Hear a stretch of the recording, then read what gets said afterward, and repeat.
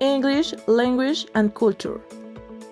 English evolved through contact with different languages. The Vikings introduced words from Old Norse, while the Norman conquest of the 66 brought Norman French. The coexistence of these languages gradually transformed English vocabulary and grammar. History shows that events leave the mark. The influence of the Vikings and Normans demonstrates that a language is not static, but transforms through contact between people and cultures, resulting in the English we know today, shaped by cultural and linguistic diversity. Literature and art also transformed the English language. Shakespeare popularized words and expressions, while the King James Bible spread new uses of the language.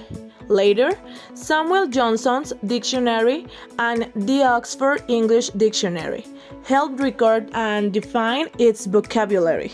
English evolved through both conflicts and linguistic impositions, and peaceful means, such as art, literature, and writing, showing that a language can change through different cultural processes.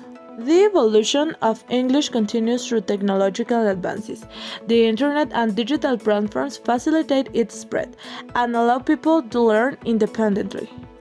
Encouraging interest in English remains a challenge, especially when teacher training prioritizes grammar and vocabulary over culture. Integrating idioms, customs, and cultural context helps students better understand and become familiar with the language.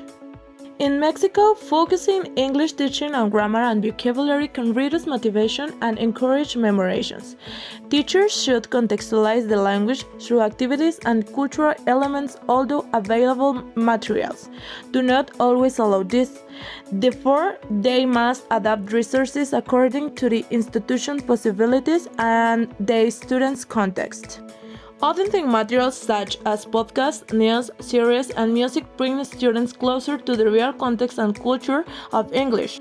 They also help them understand that translation depends on context and is not always literal, promoting more complete and meaningful learning. From my experience as an English teacher in Mexico, two main challenges are engaging students' interest and having sufficient and appropriate teaching materials. Although this is not the case for the entire class, some students show little interest during English lessons.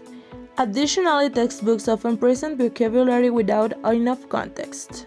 For example, they may teach colors but not always show how to use them in sentences or real-life situations. Therefore, teachers must find and adapt resources that allow students to apply these contents meaningfully. This experience shows that teaching a language goes beyond grammar and vocabulary. Connecting contents with real-life situations and cultural elements helps the students become familiar with the language and promotes meaningful learning. In conclusion, teaching and learning English broadens perspective, opportunities, and communication with other cultures. One of its greatest advantages is developing intercultural skills, allowing students to understand different ways of speaking and communicating. Thanks everyone for watching. Bye!